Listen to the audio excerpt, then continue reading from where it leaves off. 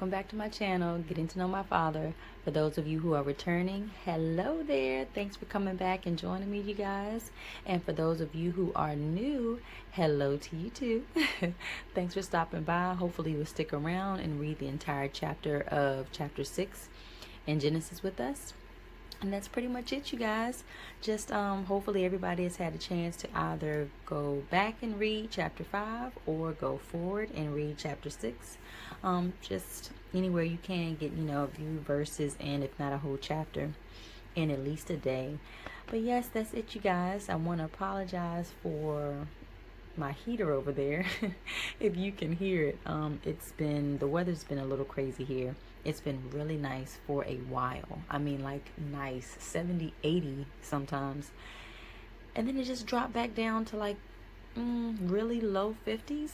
And I mean, the wind is insane, so it's pretty chilly here now. Y'all know I do not like the cold weather like that. It can be nice and comfortable, with your blanket. If you can see, I have my blanket this morning. I have my hot tea with honey, but no, I'm fine. I'll still take the nice warmer weather over the colder weather, but it is what it is, right? Okay, you guys, so let's go ahead and jump into it. We're going to read chapter 6, and again, we are reading out of the Battlefield of the Mind Bible by Joyce Meyer, which is the Amplified version, and we are going to also use the Tony Evans Study Bible. This is his study Bible, and that is the Christian Standard Version of the Bible. And again, I'm only using this. I'm not going to say only. I keep saying that, but that's not what I really mean. For the purposes of the videos that I do, I normally use it just for the breakdown of the chapter. But every once in a while, I may get into it, while I'm recording the video, and read some of his Bible as well. But yes, that's it, you guys. All right, so chapter 6, verses 1 through 8. That talks about the sons of God and daughters of mankind. And then verses 9 to 22, or the end of chapter 6, talks about God warns Noah. All right, everybody, so let's go ahead and hop into it. Okay, chapter 6. Let me make sure I am still in focus, you guys. Sorry about that. Yep, I am. Okay, so let's go ahead and start. Now it happened, when men began to multiply on the face of the land, and daughters were born to them, that the sons of God saw that the daughters of men were beautiful and desirable, and they took wives for themselves, whomever they chose and desired.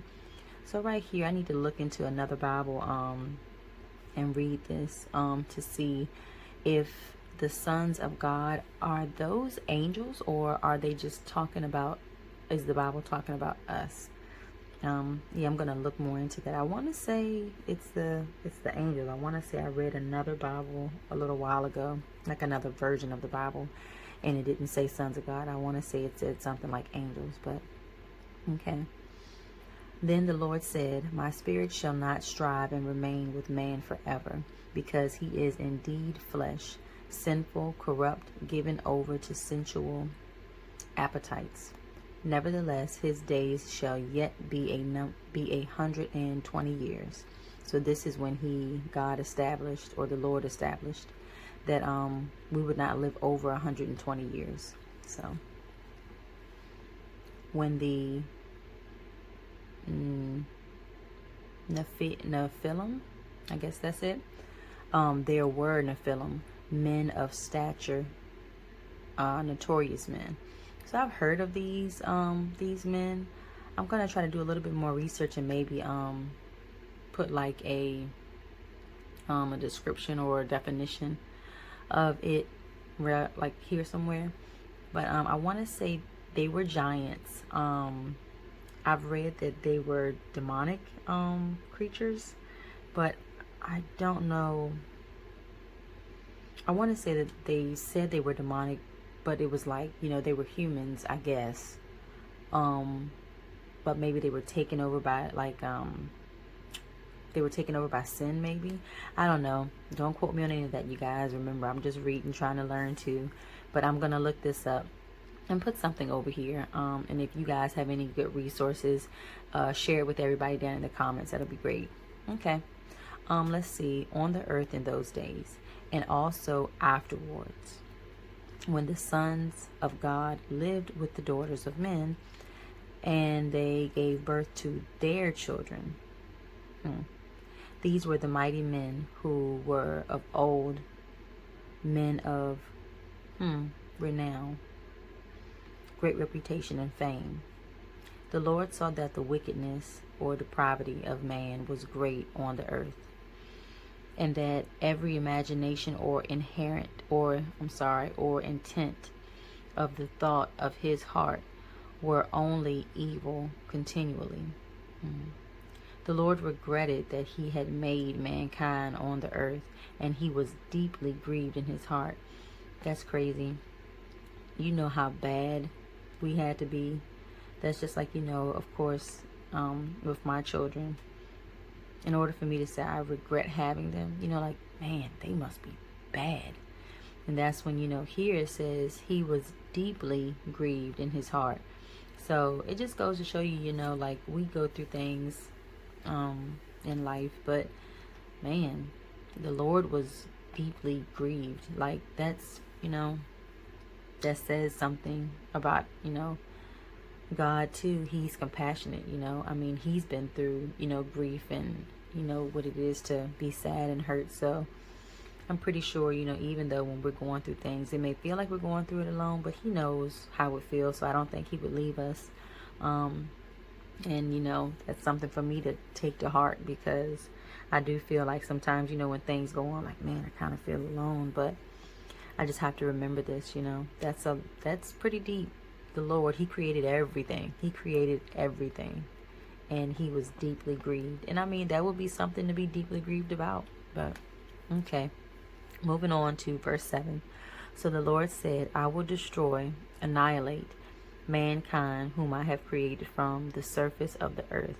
Not only man, but the animals and the crawling things and the birds of the air, because it deeply grieves me to see mankind's sin, and I regret that I have made them.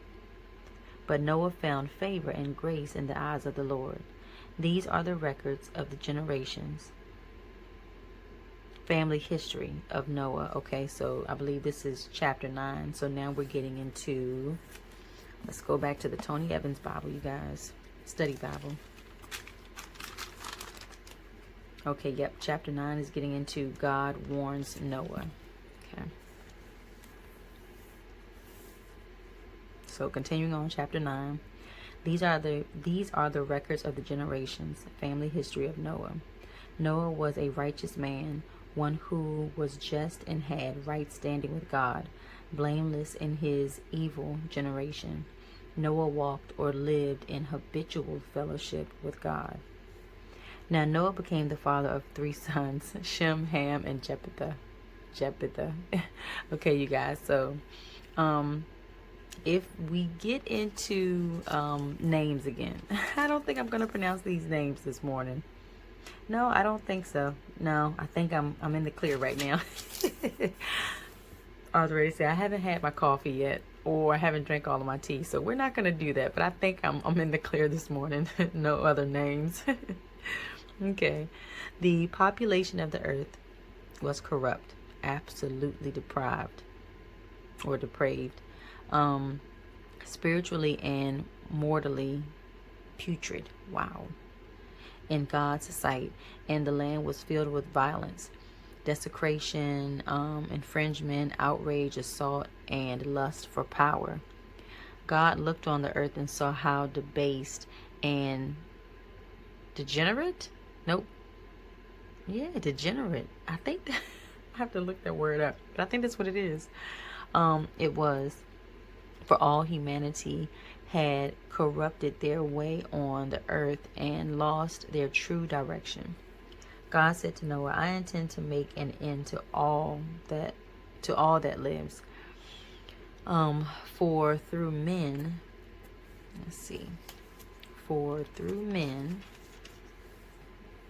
The land is filled with violence, and behold, I am about to destroy them together with the land. Make yourself an ark of gopher wood. Make in it rooms, stalls, pens, coops, nests, cages, compartments, and coat it inside and out with pitch. Bitumen. I don't know what pitch is. I have to look that up. Pitch. Okay. This is the way you are to make it. The length of the ark shall be 300 cubits.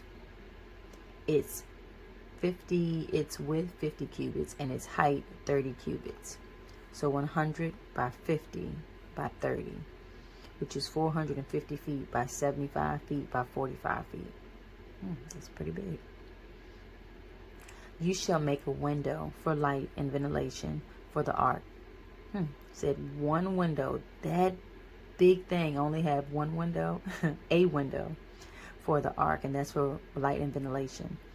And finish it to at least a cubit, 18 inches, okay, from the top, and set the entry door of the ark in its side, okay, and you shall make it with lower, second, and third decks. God was very specific right here, or here, verses 15 through 16. He was very specific on how he wanted it built. For behold, I, even I, will bring a flood of waters on the earth to destroy all life under the heavens, in which there is the breath and spirit of life. Everything that is on the land shall die. But I shall establish my covenant, solemn promise, formal agreement with you, and you shall come into the ark, you and your 3 sons, and your wife, and your sons' wives with you. And of every living thing found on land, you shall bring 2 of every kind into the ark, to keep them alive with you. They shall be male and female.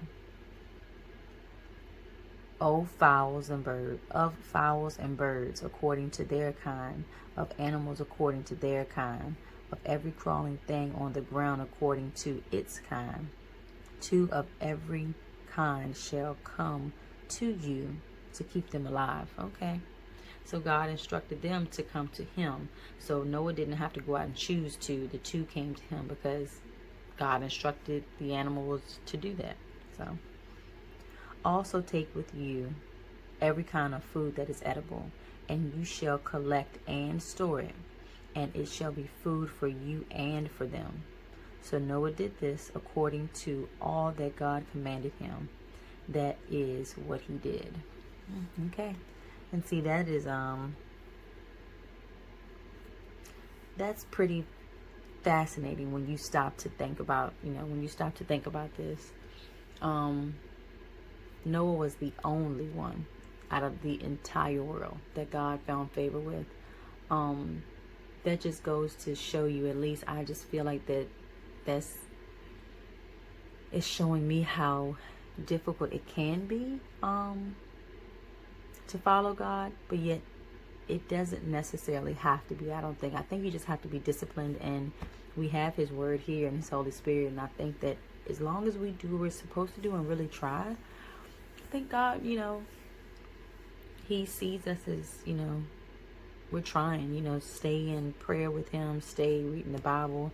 At least that's what I feel for myself. I don't know if it's for anybody else, but and then, I think it would be hard too, because it's hard, but it's still easy, because it's easy because God is giving him instructions. He's telling him what to do. He's telling you, go make an ark, go do this, bring, 2 of every kind of animal. I'm going to have the animals come to you. You just have to put them in what I told you to make.